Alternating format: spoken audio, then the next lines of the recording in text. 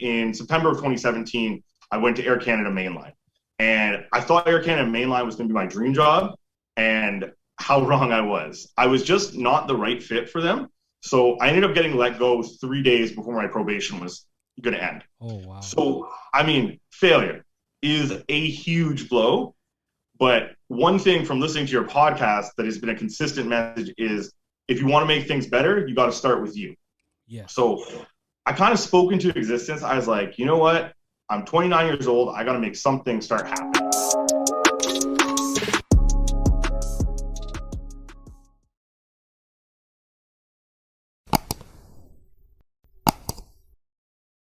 Welcome back to another episode of the Matt Alexander podcast. And on today's episode, I got my childhood friend here with me who goes by the name of Gary.A. Gary, what's going on? I'm good, Matt. Thrilled to be here. Thanks for having me on the podcast, and congratulations on the podcast, by the way. It's a roaring success. I've listened to all 15 episodes. I wasn't sure who that rapper Big Clutch was talking about, but free that guy. Yes, Max B. And hold on. Before we get into this episode, I have to shout out my boy Vass. He also appeared on episode 1 of the Matt Alexander podcast. And for those who haven't listened to it, he is an entrepreneur and he has a clothing line that goes by the name of Ordinaires. And I got it on right now. And also here is the box. You can check him out on Instagram at the Ordinaire. And I believe he also has a website, which is ordinaire.ca. And I'll also put a link to that in the description below. And yeah, Gary, you ready to start off this great interview, episode 16? I am indeed. I actually just happen to also be wearing a Jens Ordinaires shirt. They're very comfy. Definitely check out Vass's stuff. Guy's doing his thing. It's all made with love. It's a wonderful idea he came up with. Part of the proceeds go to charity. Yep. And I believe he has sweaters, hoodies, and also T-shirts. And I think the colors that he has available are black and white, which Gary has on right now.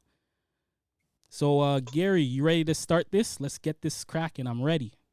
Let's do it, buddy. All right. So, first off, can you give us a bit of an introduction of the company you work for and the services your company provides? Yeah, for sure. So I work as a midterm planner with Ornge Air Ambulance. So Ornge is responsible for the province of Ontario's transport medicine. So it's probably a good thing that you're not too familiar with us because you likely have never needed Ornge's services. So we've got 15 bases spread out all around Ontario. We have rotor wing aircraft, so helicopters in Toronto. If you've ever seen an orange helicopter in the sky, that's us. Right. We have fixed wing aircraft, so those are airplanes at more of our northern bases. And then we have land units, which are called critical care land units. And we've added a few temporary bases just to help with what the healthcare system has gone through with the COVID-19 pandemic. And right. Pandemic is very much going to be a focus of what we talk about today. But I'm incredibly honored to work for Ornge. In a normal year, we would do 16,000 what are called planned transfers. So that's like getting somebody so say you were diagnosed with cancer and you need to get to a specialized cancer hospital, but you don't live anywhere near it. Right. We would handle that. Maybe you need surgery, maybe you need ongoing care. And then we do 5,000 what are called acute transfers. So that's where you're watching CP24 and you see a really bad accident on the 400 and the helicopter's landing on the highway and triaging people to where they need to get to. Okay. That's interesting. So tell me a bit about your employment background and how you came to work at Ornge. It's a pretty interesting story how I found my journey to Ornge. So my primary employment background is in commercial aviation scheduling. So started out with Porter. I then worked for a company called Sky Regional for 3.5 years. Sky Regional, it was a division of Air Canada. They unfortunately went under as a result of the pandemic. So they shut their doors on March 31st. 650 people out of work. My heart breaks for them. My heart breaks for anyone in commercial aviation. It's nice to see commercial is starting to come back. Like Air Canada just recently recalled 2,600 employees. Yeah. So there is a light at the end of what has been a very long tunnel for these people. So I worked for Sky Regional, and then in September of 2017, I went to Air Canada Mainline. And I thought Air Canada mainline was going to be my dream job, and how wrong I was. I was just not the right fit for them. So I ended up getting let go 3 days before my probation was going to end. Oh, wow. So, I mean, failure is a huge blow. But one thing from listening to your podcast that has been a consistent message is if you want to make things better, you got to start with you. Yeah. So I kind of spoke into existence. I was like, you know what? I'm 29 years old. I got to make something start happening, right? Like, it was fun to work in commercial aviation. I got to travel around, but I was looking for something, I guess, more stable and maybe a little more rewarding. So I got back into the industry. I started working for WestJet. And in the year that I worked at WestJet, I got 3 different promotions. So I worked there for actually less than a year. It was 361 days. So fast forward to April of 2019, and I interview with Ornge. And it's a 3-person panel interview. It's intense. And the guy that I'm interviewing with, he had actually interviewed me 2 years before, and he had just ripped my resume to shreds. Like, at the time, I was like casual dazual, rolling with a 1-page resume. So when I saw that I was going to interview with him, the first thing I did was I got to find that old resume and bring that to the interview. So there I am in the interview with my old resume, my new resume, and this grin just comes across his face. So I know that I had made a connection. And I mean, for me in my career, that's always been the big thing, is making connections. Like, I'm very much not what I know, but who I know is going to open those doors for me. Right. So as luck would have it, I didn't get the job. So I then accepted a promotion with WestJet, and I was in Calgary doing training with WestJet, and I received an email from Ornge, and it's like, hey, might you still be interested? So June 2019, what a crazy time. The Raptors are in the championship. I'm literally on my first ever business trip in Calgary. So I'm never one to close a door. I was like, you know what? Let me see what Ornge has to say. So I was, like I said, in training all day. So I emailed the person from HR, and I was like, yeah, do you guys want to do another interview or something like that? And I got back to the hotel that night, and there in my inbox is an offer from Ornge, and it was quite north of what I was making. So you had to jump on it.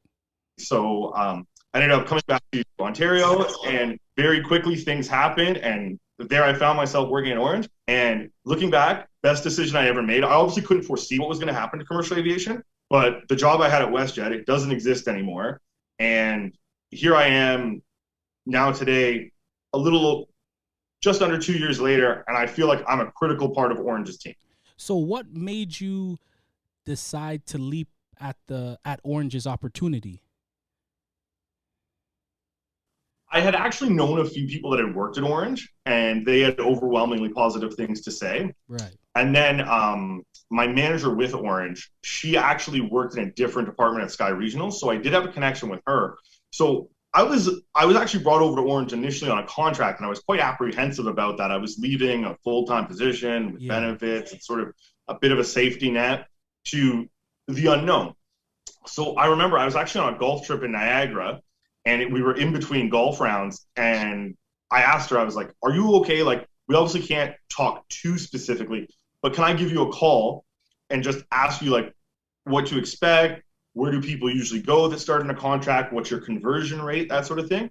So, I mean, even though that conversation was 15, 20 minutes, it was life-changing because she helped ease the fears I was having. Of course. And, man, she's a terrific boss. I absolutely adore working for her. And I actually remember it was maybe 6 weeks in, because I remember I told her on the second day I started at Ornge, I was like, planning to go to a bachelor party in Nashville. Would it be all right if I had, just time off? And she made it happen. Okay. I guess you got lucky, because most jobs, they wouldn't allow a new person that just got the job to actually, take a vacation. Yeah, she was so helpful in that sense. And I mean, it was a two-way street too. I was willing to work with them too, and sort of came in on some days to make up for it and whatnot. So it was very symbiotic, mutually beneficial. Okay. So explain to me what a day is like for Gary as a schedule/planner at Ornge. Okay. So yeah, I work a 10-hour day. So because of that, I only have to work 4 days a week, which is really nice. Very nice. But yeah, so my portfolio involves dealing with the pilots and the AMEs. So AME is just short for aircraft maintenance engineer. So if you want to think of them as car mechanics for planes and helicopters. Okay. So that's what I'm normally doing. So I'm dealing with things like their leaves, their ongoing training, day-to-day schedule maintenance. Like if they have a shift overrun, some things have to be sort of adjusted in our system payroll-wise. But because my first role with Ornge was as a short-term scheduler planner, I'm really versatile. So they kind of use me a bit of a Swiss Army knife. So I've recently been able to work on a few special projects. So when the vaccines first came around in December of 2020, like by the end of that, so they came out at the beginning of the month. So by the end of December, early January, we were getting needles into the arms of our paramedics. So they were some of the first people in the world to get vaccinated. So I helped set some of that up. And then a little bit later in the episode, we're going to talk about a special project that I worked on, or sorry, it's now in its second iteration. We're still working on it. And as well, just what we did with the surge in the third wave. Yeah, but before, yeah, continue. My day, there's never really 2 days that are the same, because I can sort of go in and say, okay, this is what I think I'm doing today, but the phone might ring and we might be doing something else. Like, I mean, there was no real preparing for the surge, but when it came, I will say in those, if you want to say few months, I feel like my growth as an individual in my job was explosive. You said previously, Ornge uses you like a Swiss Army knife. So you also said you train other employees that are just coming in. What is it like to do that? Have you got any like pushback or blowback, or people don't want to listen to you and think they know everything? Has that ever happened? I've been fortunate. I've had 4 students, and they've all successfully passed their probation and continue to be with Ornge, which I think reflects really well on me. Yeah. But yeah, my teaching style is very much like, I try to be honest with people. I try to be like, okay, here's the repetitive parts of the job that we got to do every day. Here are the unique things that only come around every now and then. And just, with scheduling, there's no perfect scientific way to do it. Like, there's always going to be things that you can look back in retrospect. Oh, okay, we could have done this. Right. But at least with me and my trainees, and even up to my own management, as long as you can explain what your decision was and why you were thinking that way, I think you're always going to be successful. And never be afraid to reach out and ask for help. That is one thing. If I don't know what I'm doing, I raise the alarm immediately. And even with my, there's aspects of my job. So, like, for example, the special project we're going to talk about, where I'm basically now the trainee, and I've got to make sure I'm asking the right questions, because when I was at Air Canada, I wasn't asking the right questions, and that's why I wasn't successful. Mm-hmm. I'm going to ask a next question. When it comes to being a schedule/planner, has there ever been a time where you forgot to schedule something, or you may have double booked, if that makes sense? Has that ever happened? Absolutely. No one's perfect. So I can distinctly remember I think it was last summer. So I got called in sick, and I knew that we had an on-call ready to replace him.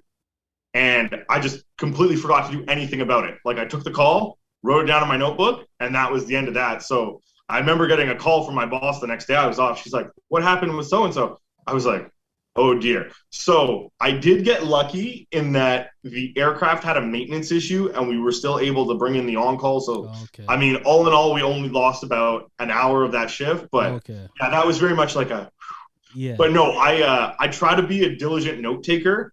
I think we all kind of have our own shorthand where, like, I can write just maybe a few words, but to me, it'll mean a whole series of information. But it's like you have your, like, trigger words. Okay, this means I got to do this. So, no, yeah, like I said, I'm by no means perfect, and life is about learning from learning and the experience you have and continuing to learn. Yeah, I agree. What does Ornge do to serve the 14.5 million people who live in Ontario? Yeah, so as you mentioned, there are 14.5 million people in this province. Right. We are far and away the most densely populated province. Um, we do tend to all live in the Golden Horseshoe, though, which is sort of that Niagara to Oshawa corridor. Right. Um, but yeah, we're an integral part of Ontario's health system. So we're very lucky to have Ornge. There's smaller iterations of air ambulance programs in Nova Scotia and British Columbia and Alberta, but nobody has something on the scale of Ornge. So we it's pretty amazing sometimes to see like where our helicopters and vehicles can end up because it is the like it says on my cup here, critical care transport, and Yeah. that's what we do. Like Yeah. we go to the ungoable places and bring the healthcare that needs to be brought, or vice versa, bring people to where the health resources are. Um, so yeah, I would say although I'm not an employee of the Ministry of Health and Long Term Care, we are certainly cousins and very much integral to what they do. And I'm assuming you guys speak constantly, right? Oh yeah, absolutely. Especially with this project that we're going to talk about, like we're in meetings with a lot of different stakeholders, and then even like so Homer Tien is the CEO of Ornge, Dr. Homer Tien. Right. So the vaccine task force for the province of Ontario, it started out with General Hillier, and he has now passed the torch to Homer is the one in charge of the vaccine task force. Okay. So we very much have a seat at the table, and he's also on the science advisory committee that would advise the provincial government. Okay. Oh, also, in your opinion, how does Ornge stay above the competition? Yeah, so I mean, we are lucky in the sense that because we're sort of an offshoot of the Ministry of Health, like our only real competition is from private air ambulances, and to the best of my knowledge, we're really not being competed with by anybody because nobody would quite have the same resources. Like the Ontario Air Ambulance Program has existed in since the 1970s in some capacity. Right. So we've been at this for 50 years, and we're also very much integrated with like the Trillium Gift of Life network. So if organs are on the move between people, like literally going from unfortunately a deceased person to the living, Correct. We're often involved in that too. Yeah. That is where we would see a little bit of a competition system, if you will, because there are other systems that want to, because I mean, when it comes to organ harvesting, every minute counts. 100%. I hear that. I hear that. So since COVID has basically affected the whole world, how has the pandemic changed the way you and the employees work at Ornge? Funny, okay, so I don't know about you, but I kind of feel like the pandemic snuck up on me a little bit. Like I was watching the news like in January, February 2020. It seemed like, oh yeah, some long-term care homes in Seattle have some outbreaks. Like, Yeah. oh, this is a faraway problem. And then I remember, I think it was March 12th when Trump gave the Oval Office speech. He's like, I'm shutting the travel down from Europe. And then Rudy Gobert famously grabs the mics and tests positive for COVID. And boom, the NBA shut down, the NHL the next day. And it was like, it's seemingly like the world stopped in a heartbeat. 100%. So on our more micro level, how it affected us is like it's changing now as things are winding down in the pandemic, but like we were using like every available room at our headquarters was holding extra medical supplies. Like you would have heard about it when the pandemic was first starting. Like nobody was able to get the access to the PPP, like the N95 masks. I did read about that and hear about that. And you guys must have been like panicking, right? Yeah, we would, because we knew we would have an increased role, because we were like up until that point we were moving some COVID positive patients, but it didn't seem to have the uptick yet. Yeah. That it would. And then in terms of in the office, like as you can tell by talking to me, like I'm a very social guy. So there are coworkers that in the last year, the only times I've seen them is when we were getting vaccinated, which we were very blessed to get vaccinated at work. I feel so blessed to be double vaccinated right now. But yeah, so we like when I go into work, I have to do a temperature check. There's a questionnaire on an iPad. we have those at all of our bases, and there are times where like people will fail that, and then we've got to assess, okay, is it a matter of did you have a fat finger and hit the wrong thing, or is it a matter of where you actually did?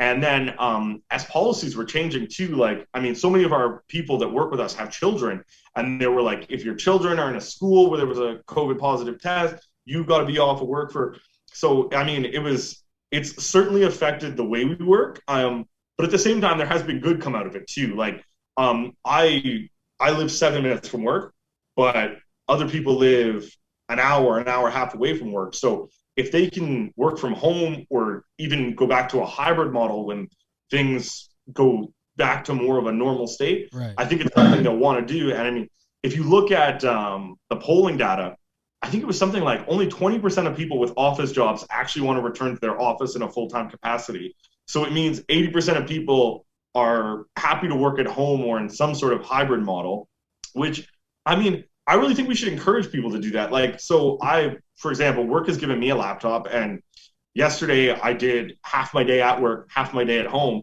And it's very nice to have that flexibility.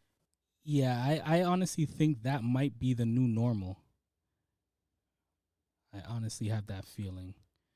But I believe Ornge assists the Ministry of Health and Long-Term Care Facilities. How has that been during the pandemic?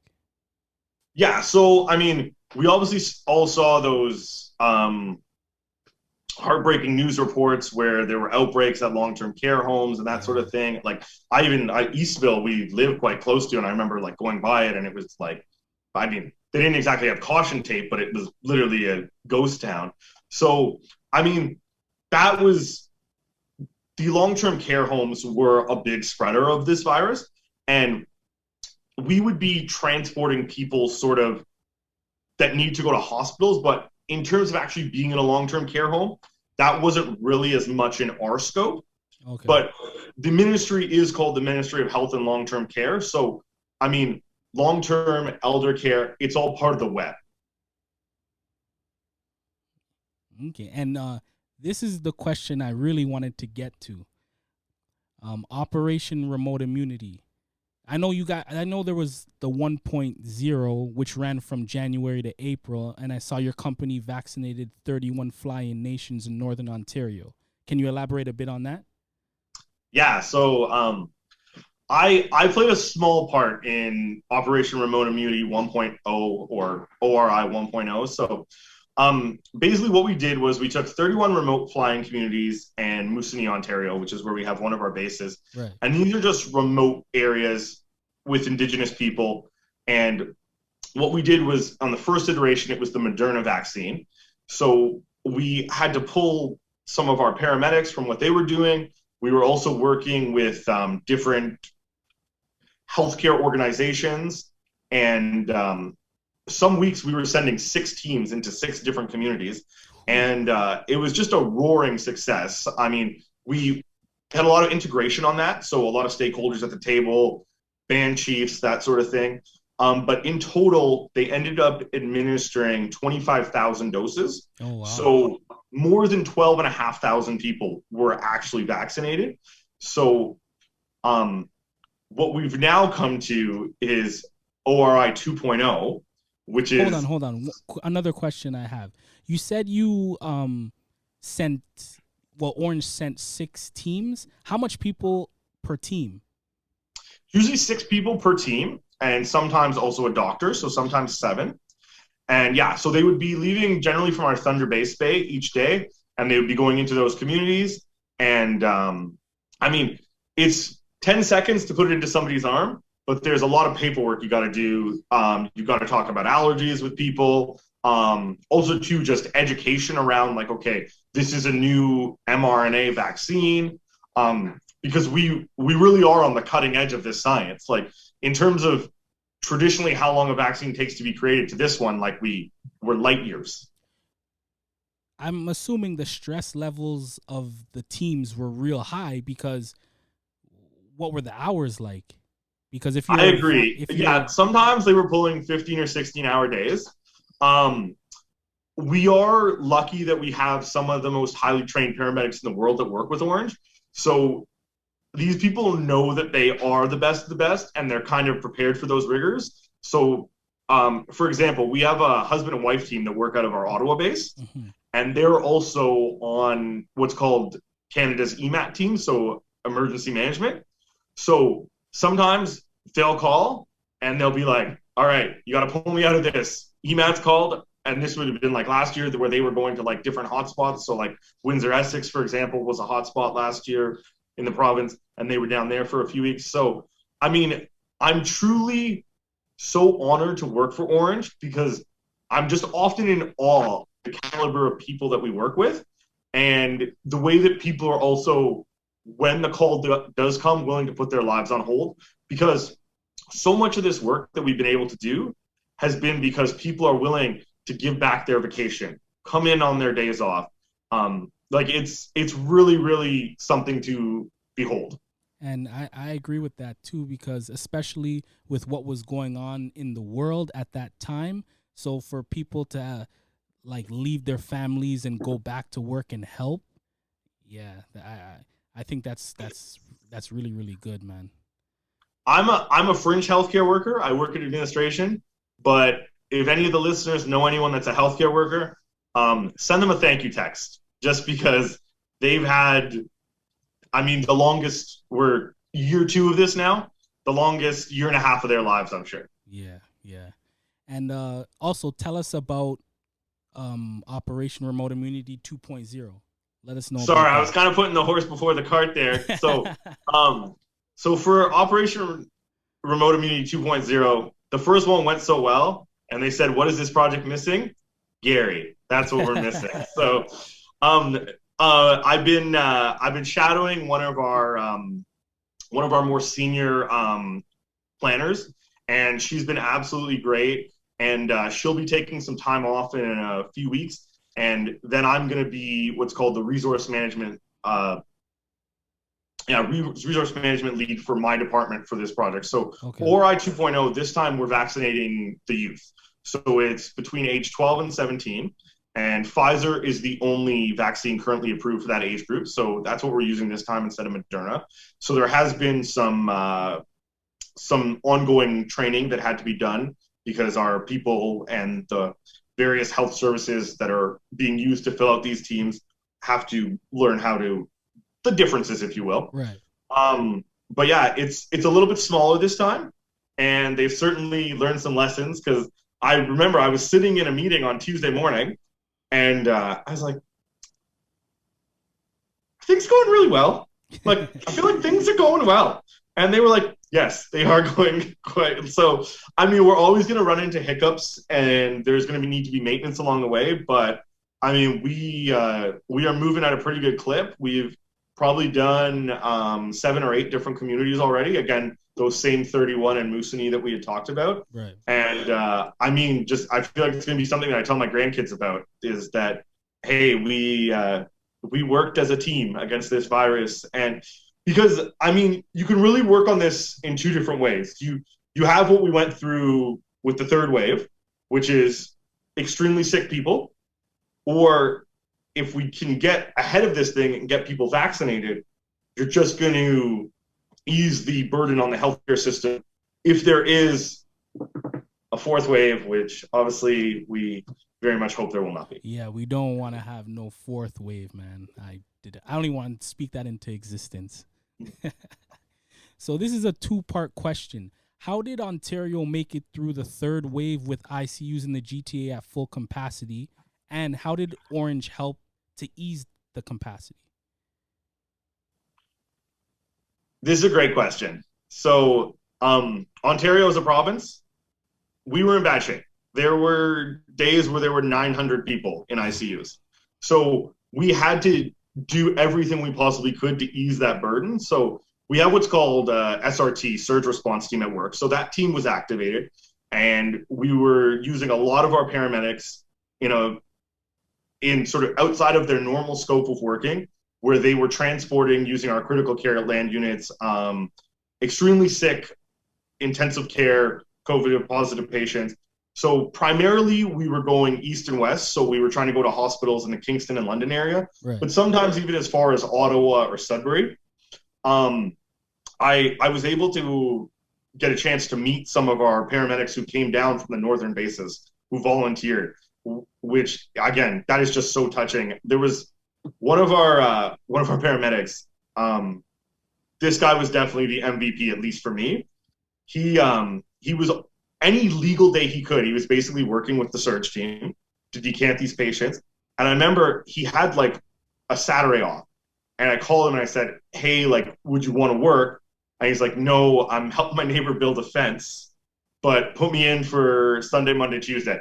So again, even on his like one day off, he's still serving people. So I mean, for Ornge, what we were doing, it was definitely people were seeing the need. And I mean, it's one of those, I think it's one of those old sayings. It's like when a disaster happens, like look for the helpers, and Ornge was certainly being the helpers. Yeah. And we actually, for a couple of days, we borrowed a bus from York Region Paramedic Service, and that would allow us to do multiple patients at the same time, because usually it's about a 6-hour process, because you've got to keep these people who are extremely sick stabilized, Of course. and get them moving from one ICU to another. So very, very long days for our people. But again, at the height of our surge, we were running 6 to 7 extra teams every day. So that was 2 paramedics per team, so like 12 to 14 people. And it ended on May 31st. So it ended just like 2 weeks ago. But I remember the final day, we only had one team. And I remember scheduling that last team, and it was like, we made it. Like and I mean, we're now seeing the fruits of our efforts. Like it's crazy how quickly things can change from like May 1st to June 1st. Like here we go. Like we're getting our vaccine. People with at least one dose are getting up into the 70% now. Right. And like the patios are open. Me and my fiance, we went for sushi last night. It was freaking delicious. It was so sweet to be like the return of society. Yeah, I did see that photo on Instagram. You guys looked real happy out dining. Well, you know Getting me. back If to it's all you can 2019. eat, Matt, I'm not happy. And so, do you feel like the families of the patients appreciate you guys for what you guys did for them during this whole COVID-19 craze?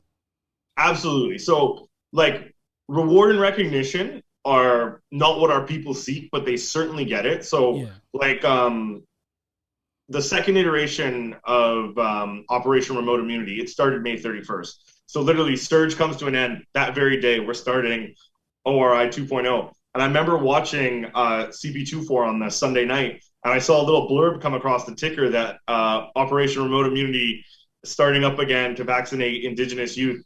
So it's great when you like. I have a friend. He says, I think we can all agree that you never want to end up on CP24, but if you can end up on CP24 for the right reasons, Yes. it's certainly a good thing. Yeah. And I mean, our people, every year there's a few Ornge paramedics that win a Governor General's Award.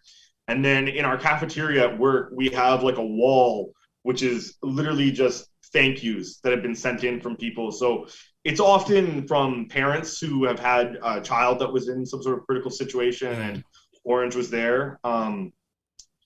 Yeah, it is certainly, and my manager in particular, she goes above and beyond to thank us for the things we do. Like we have a meeting every week because obviously everybody can't physically be in the same place, and she's one of those people that loves to share the credit, which is great.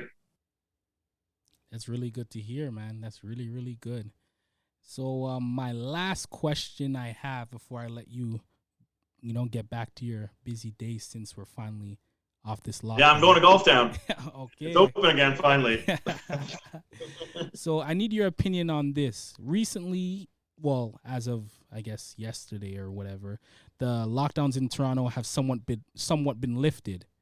When do you think we'll get back to normal life with no masks and where everyone feels comfortable being around each other and we don't got to be 6 feet apart? I mean, I wish I had a crystal ball and could say for certainty when it would be. I can tell you this. I only had to go through one COVID birthday. My fiance, her birthday is April 27th. So she sadly had to go through two COVID birthdays. So that was 30 and 31. 30 obviously being the big one. So, I mean, her 32nd birthday, I want to party as much as we can. I hope that this is a speed bump and we get into the roaring 20s, like the 1920s. I have tickets to The Weeknd. He has postponed that concert twice. So he doesn't strike me as the kind of person that'll postpone a third time because he'll just make a new album. Yeah. So when I'm blinded by the lights, when that's happening, that's when I feel confident that COVID will be at least on the ropes. Okay. Like I don't know if this is ever going to fully disappear, if we're going to get to a point where it's like a sort of a seasonal flu and you've got to get booster shots and whatnot.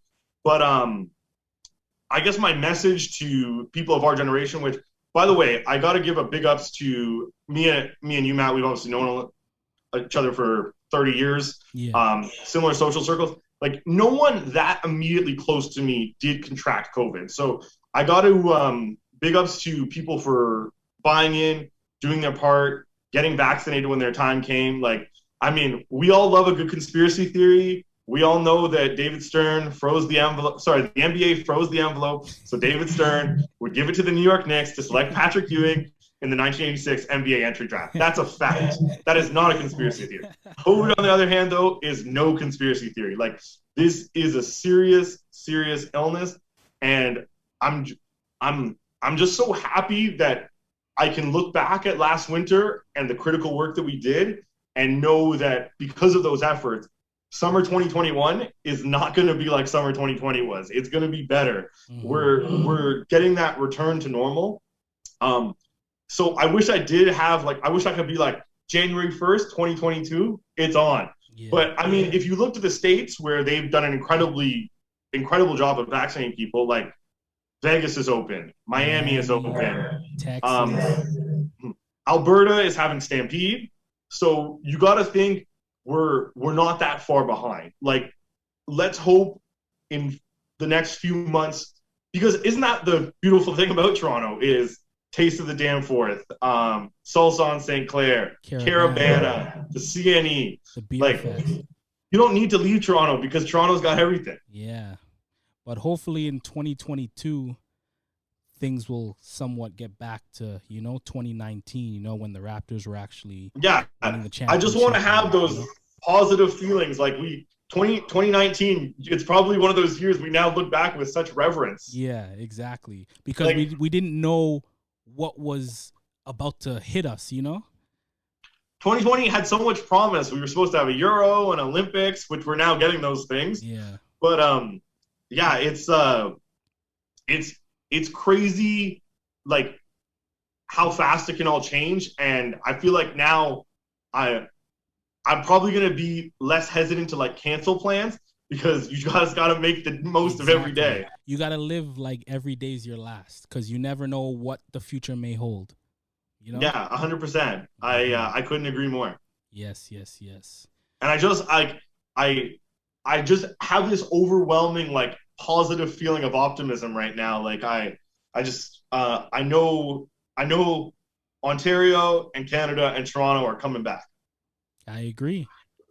All we can do is just send positive energy and just hope for the best, No negative energy, no negative thoughts. And actually, sorry, I have one last question. For anyone that may want to follow in Gary's footsteps, what advice would you give to them? Yeah, like, I mean, I sort of fell into what I do for a career, but you can certainly go to aviation management programs at various colleges. Although aviation may not be a field that people want to pursue right now because of how unstable it is. Mm-hmm. I mean, like we said, there's been massive upheaval in that sector. But yeah, my path was sort of my own, but if I'm on LinkedIn, I'm on Instagram, if anyone wants to reach out to me, I'm happy to chat and share my insights. Before we go, would you mind if I just did a couple of shout outs to a few folks? Go ahead. Okay, first of all, to you, Matt. congratulations on this podcast. The background looks phenomenal. I'm so honored to be the guest for episode number 16, but the first video episode. Mm-hmm. Continue doing this. It was your COVID passion project, and it should go well beyond COVID. Yes. And thank you for taking the time to actually, be my first video podcast episode, man. I really, really appreciate it. You didn't have to do it, but when we spoke about it, you said, you don't got to ask me twice. Let's just do it. And here we are. So I really appreciate that. I took drama all 4 years of high school. I love nothing more than the sound of my own voice.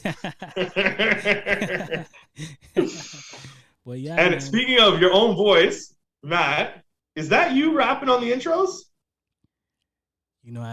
I didn't want to say anything, but yes, it is me that's rapping at the beginning of the intro. Not a lot of people know that. Only if you really, really know my voice, you would know it's me. Yeah. Okay, just 2 more shout-outs. I want to shout out my friend Kaylee. Her son Caleb turned 3 back on May 15th. Obviously, we were still in restrictions. I couldn't be there. It was his 3rd birthday. I missed his 2nd birthday, also because of COVID restrictions. I missed his 1st birthday because I was overseas getting engaged.